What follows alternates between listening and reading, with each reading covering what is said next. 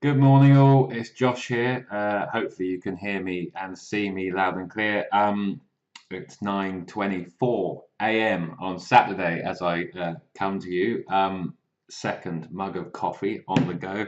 Uh, what am I going to do? Yes, I'm going to quickly try and be quick, rush through the four tips and possibly a little touch on Epsom.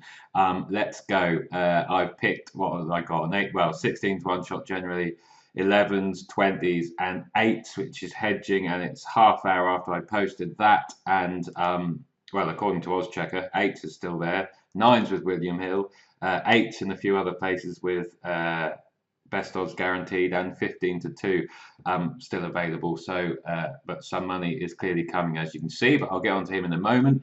As always, my focus, well, for today anyway, given there's quite a list of horses and qualifiers against my stats packs in section one, I've kind of focused straight on those with a bigger price. You will see I've gone with Tan Arabic here for Mick Appleby. What did I want to say first of all? I did think it was interesting that PJ McDonald has been booked and that he isn't at Epsom, especially as Johnston has a few there, but with various other jockeys on, using Franny Norton there more. Joe Fanning there today on some of them. PJ is in very good form, as you can see there. Backing them all blind to win hasn't been a bad policy, but that's probably not advised in the last 14 days. But you can see his record at the course, so he clearly rides Doncaster fairly well. What caught my eye with this one was that he's moving down in class, which I kind of always like to see. PJ rides him for the first time, I think, and he might spark some improvement. And the other thing was this is kind of over 14, 15 furlongs, which is the furthest he's ever ran over. And therefore he's doing something different. So he is moving down in class, but he's trying a different trip for the first time here. You can see his overall record there. It would indicate that he is better on the all-weather, but I'm getting 16, 18 to 1. And because this trip could unlock improvement, I thought he was worth a go. His handicap mark tends to stay around the same. What is he on today? 64. That's £2 below the winning mark at Wolves. He won at Thirsk off 62. You'll see there he's kind of raced over 8, 9. He's done well at 12, kind of staying on occasionally on over some of these trips. I'm not sure if they're going to get any rain. He's ran okay on good to soft, and again, I think that's just built into the price. It's a bit of an unknown. This Catterick run wasn't that great. He did make some headway, as you can see there. Never really dangerous. I wonder if on the flat, on a faster turf surface, whether or not he will actually appreciate this step up in trip. In any case, it's an unknown, but it is something which could unlock further improvement. And he is only a 5-year-old. He is related to a 2 mile 3 furlong selling hurdle winner. And family of a Derby winner. So who knows? This trip may well be within range. There's a chance, of course, that he travels well and he doesn't stay. And in that situation, you kind of want the price. I thought this looked a fairly open race. If I was going to highlight a danger horse, probably would be Tristram ahead of Cray, just because he's a last time out winner. It looks like he'll stay the trip just fine. And the double A, Andrea Azzini, is on board, and he's at Doncaster today instead of Epsom. It may be interesting to see what else he has on the card today, and he rides Doncaster pretty well.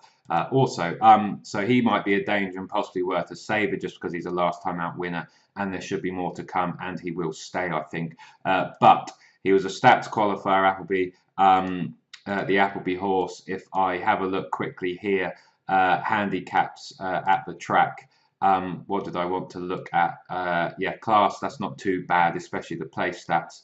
The distance, 1 from 5 over 15 furlongs here, not too bad at all. And Appleby's can go in at all odds. And the yard are also going okay. 5 from 33 isn't too bad, but the win and places, kind of 45% in the last 14 days, is solid enough. So he was just doing something different. He was moving down in class.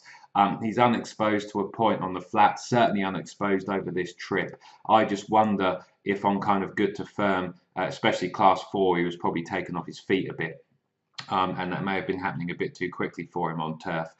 So I am just interested to see him on this more galloping track, certainly more than Catterick, with a long straight to aim at. Whether or not he can outrun those odds, I just thought he looked interesting at a big price. Talinsky is, well, possibly him and Hedging are the two that look most interesting. I'd probably say I'm most confident on.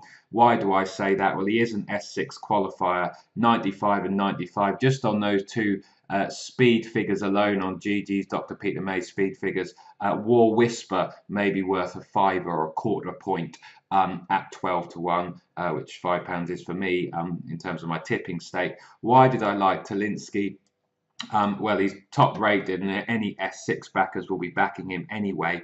He's unexposed over her on the flat still. He's only 4. This is his first season, obviously, as a 4-year-old, having been 3 last year.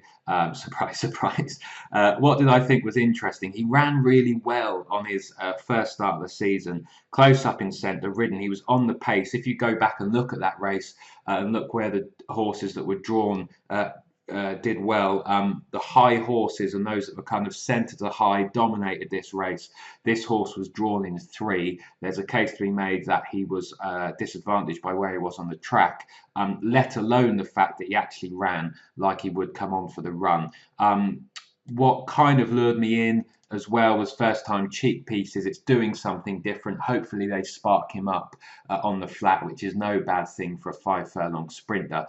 He's top on the speed ratings. He was a double figure price. He's still a double figure price. He should come on to that last run. And finally, the pace interested me.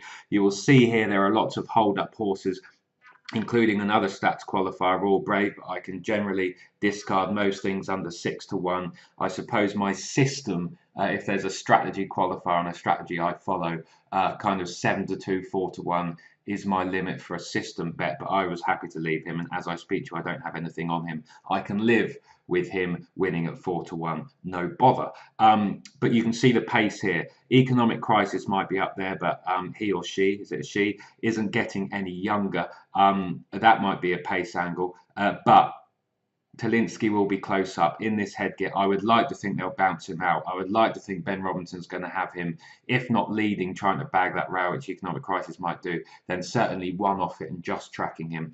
There should be no excuses. He should be in the perfect spot. And given his profile, he's unexposed, certainly as a 4-year-old.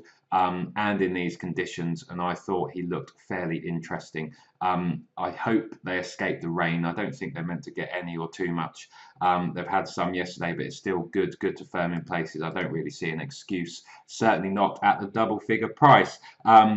He clearly has ability. He rarely runs a bad race, really, and I just thought he is worth a go. Clearly, he has to prove himself up to Class 4, but you'd like to think he's strengthened up and grown from last year. And therefore, that might be a reason for improvement. Down £1. Yeah, better drawn today, I think, in a smaller field. Should be on the pace. First time cheap pieces, double figure price, top rated on GG Speed. And you can actually, any GG's followers, I believe, you can follow top rated on the speed figures on GDs over 5 furlongs. I think you can just back them blind as a decent enough system in itself. At about a 20% win strike rate and quite a decent ROI. So that's Talinsky. 5:15 Epsom as I tick round to 9 minutes. What am I going to talk about here? Well, I've just been lured in by another Andrew Balding 20 to 1 shot in the handicap. Oisin Murphy's on, so we hit those jockey stats for him here. What did I want to highlight? Andrew Balding in handicaps at the course, not bad. If you look at Class 2, he's 5 from 25, 10 places. That is pretty decent. If I look at the distance, well, he's near 0 from 2, but both have ran okay. But if I look at the distance in handicaps at the track, he's 1 from 7, 2 places, which isn't too bad. Oh yes, there was something I was going to look at. I was trying to work out which stat it was. Yes, it was at the track in handicaps with 4-year-olds. That's what I was going to look at. Just tick the age box there. 7 from 34, 15 places. That is a decent enough angle in itself. And if I look at 4-year-olds in Class 2, 4 from 15, 7 places. Those stats alone for a 20 to 1 shot is probably worth following. You can see he's had a 16 to 1 winner there before. So him in Class 2 handicaps with certainly 4-year-olds is a micro probably to follow, back in blind really at Epsom. He had a horse run for us well the last day. This one will need some luck in running. If I actually look at the horse, unexposed in handicaps, still lightly raced, yet to win a handicap. That run at Ascot was decent in the Class 3. Was held up out the back, had to come wide, came with a rattling run, but the race was generally dominated by those horses near the front. He was a bit inconvenienced. It was only his second start of the season. I thought that was decent. Clearly, Class is a bit of an unknown, but it's an unknown. It's a lightly raced horse. It's 20 to 1. There's every reason in a big field, stronger pace. This trip, he may well improve for it. Hopefully the ground is good come race time. I don't think they're expecting any more rain. It's dried out. But again, the going is a bit of an unknown if it's good to soften. If you've got an unknown, never really raced on it, so we don't know if he'll handle it or not, you want a decent price, and at least we get that here. So there's quite a few reasons there. The draw may be tricky. It'll be interesting to see what Murphy does. It's not impossible. There's a fair bit of pace in this. Soldier in Action I've highlighted in the notes below for the Epsom stats in terms of the fact that he might lead. If I click on the instant experts in GG's, you will see why he looked interesting. He did actually win this race last year. Look at all those boxes he ticks, the greens and the ambers across all race conditions.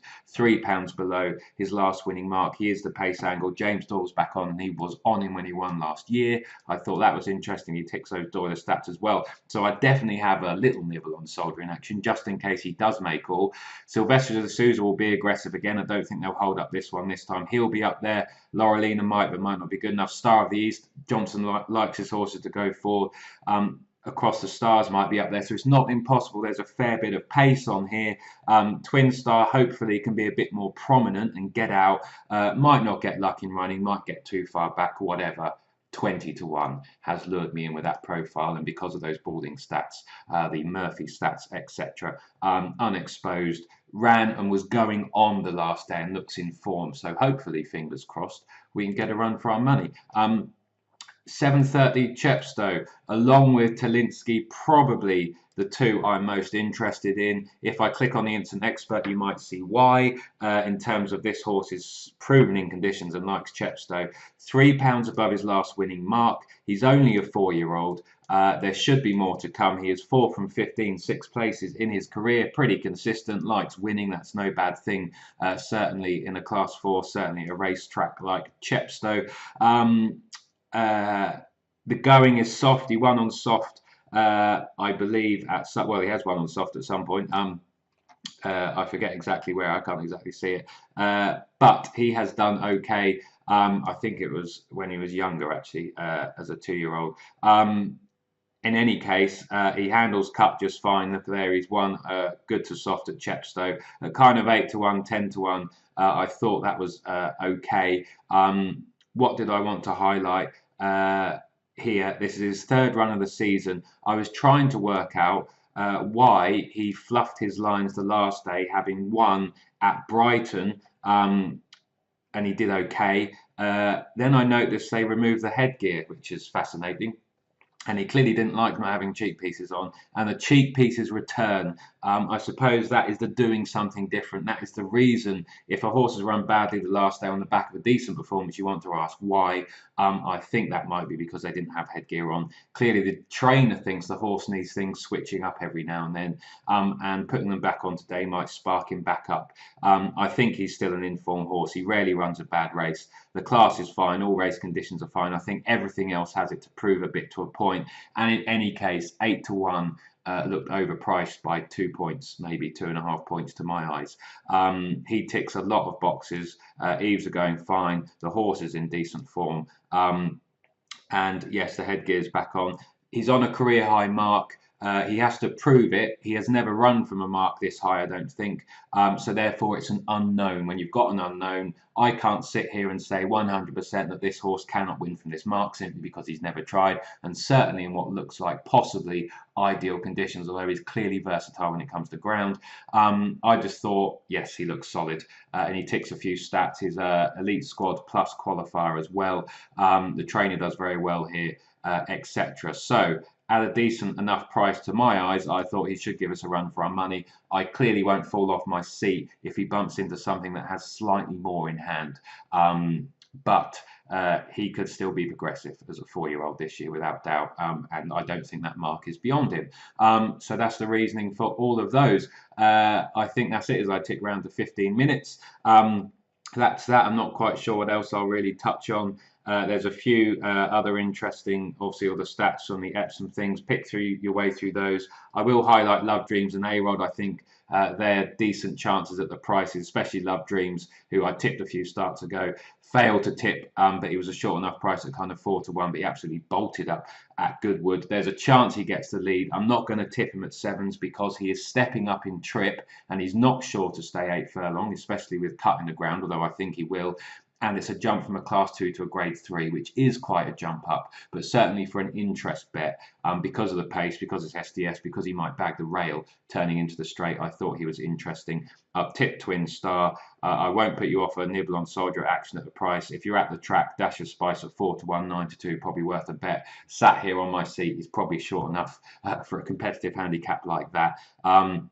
Alcoa should have won the last day if he'd got a clear run. Tudhope's back on again. Sevens maybe isn't massive for a race like that, but he's interesting. So was Shanghai Glory, and you've got some other ones there. But as I tick round to 16, 17 minutes, I think I should shut up and leave it there. Good luck with any bets today. I better move on to the dash. It's 9:40. I've got some friends coming up from London, some old schoolmates later on.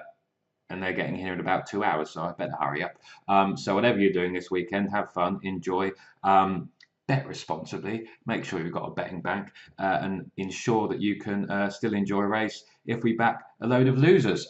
So with that said, yeah, enjoy the rest of your weekend. And this is Josh saying best of luck and bye for now.